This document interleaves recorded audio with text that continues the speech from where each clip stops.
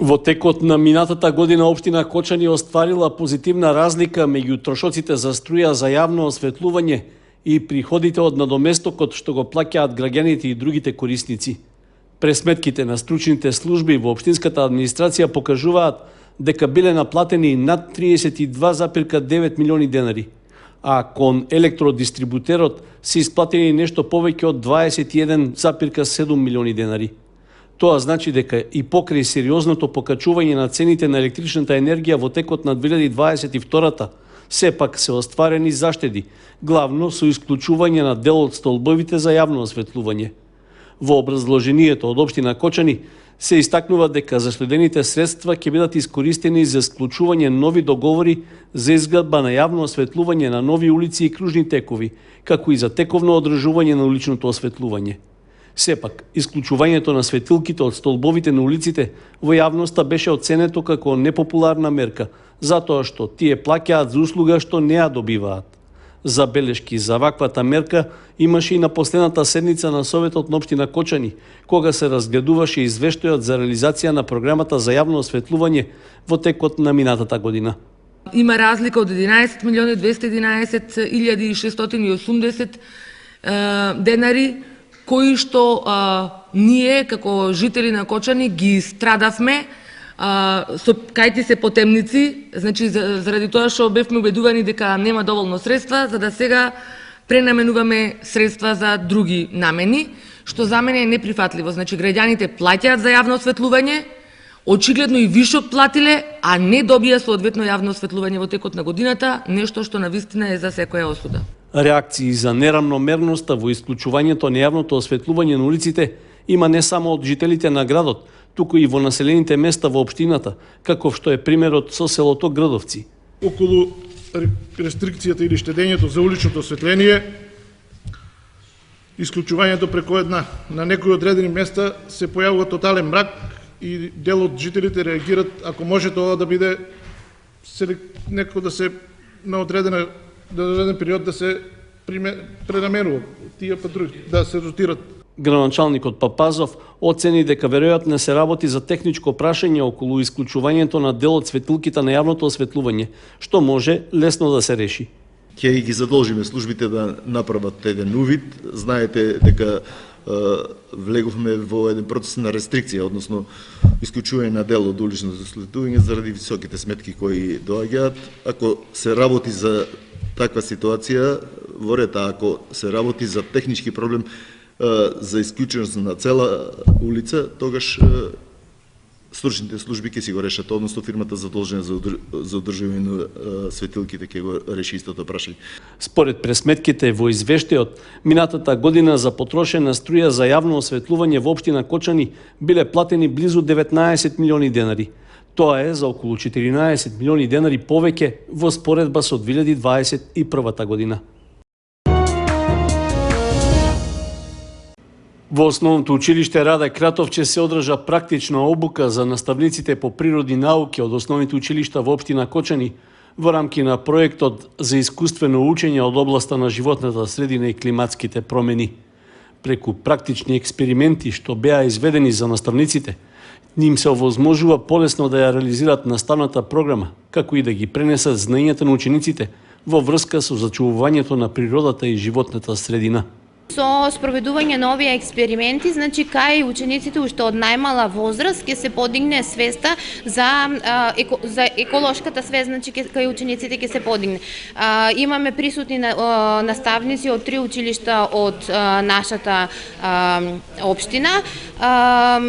И со реализација значи на оваа обука се опфатени тие училишта и тие понатаму своите искуства ќе можат да ги споделат со своите ученици. Проектот е имплементиран од Центарот за ресурси за климатски промени РЕЦ, а е координиран од УНИЦЕФ во соработка со Бирото за развој на образованието. Во него се вклучени поголем број училишта и наставници од целата држава. Во рамките на овој проект обучивме 60 наставници од сите региони од Македонија, кои што потоа треба да вршат дисеминација на обуката за искуствено учење за животна средина и климатски промени по природни науки во 3 други училишта од нивниот регион и да упфатат околу 15 на наставници. Со дисеминација на обуката се започна во јанари 2023 година и дисеминацијата ќе трае некаде до март-април месец 2023 година и ќе се изработи еден прирачник за наставници кој што ќе биде како наставно помагало и ќе содржи 60 различни содржини што се поврзани со поими и феномени од природата и ги линкуваме со заштита на животна средина и климатски промени. Проектот за искуствено учење е дел од програмата за охрабрување на децата и младите да станат двигатели на промените за намалување на ранливоста на заедниците од климатските промени. Ваквиот начин на совладување на наставните содржини за учениците подразбира учење преку активности за феномени од областа на заштитата на животната средина и климатските промени преку изведување практични експерименти.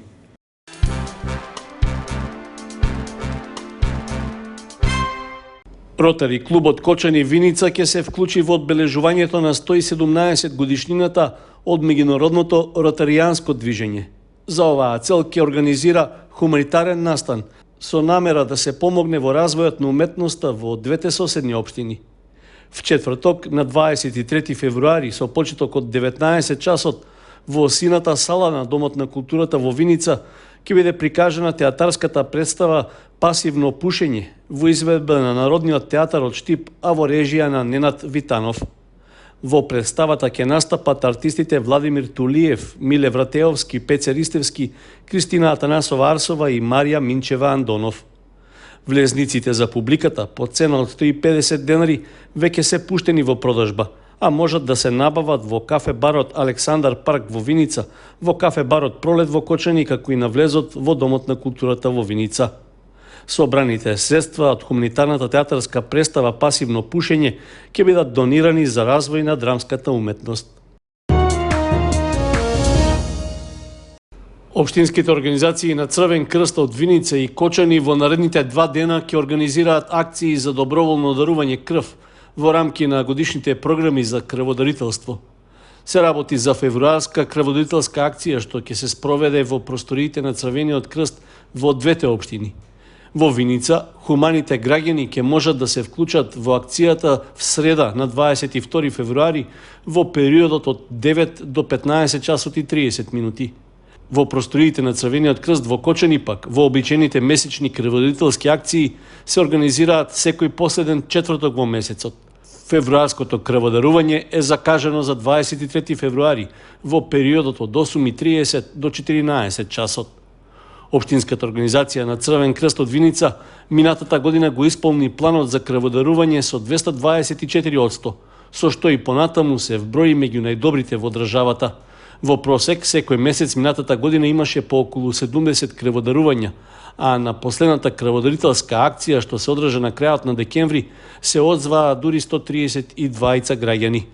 Во Кочани, одзивот на крводарителите лани исто така беше солиден, а Општинскиот Црвен крст од почетокот на годинава веќе организираше 2 акции, од кои едната редовна во јануари, а втората во општина Зрновци.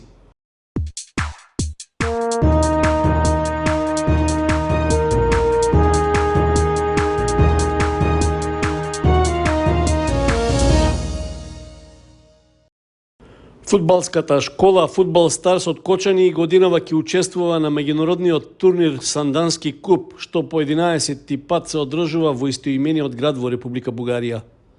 Нашиот клуб ќе го представуваат фудбалерите од генерациите 2012 и 2013. Тие ќе се сретнат со своите врсници од бугарски и други екипи од соседните држави. Во изминатите години, младите фудбалери на Фудбал Старс беа редовни учесници на овој фудбалски турнир, а годинава ќе учествуваат по 5 пат.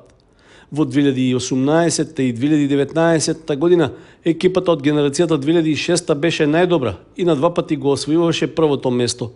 Со оглед на квалитетот што го имаат и фудбалерите од сегашниот состав на кочанската екипа, се очекува тие да го повторат успехот. На турнирот Сандански куп 2023 фудбал Старски учествува во периодот од 22 до 26 февруари.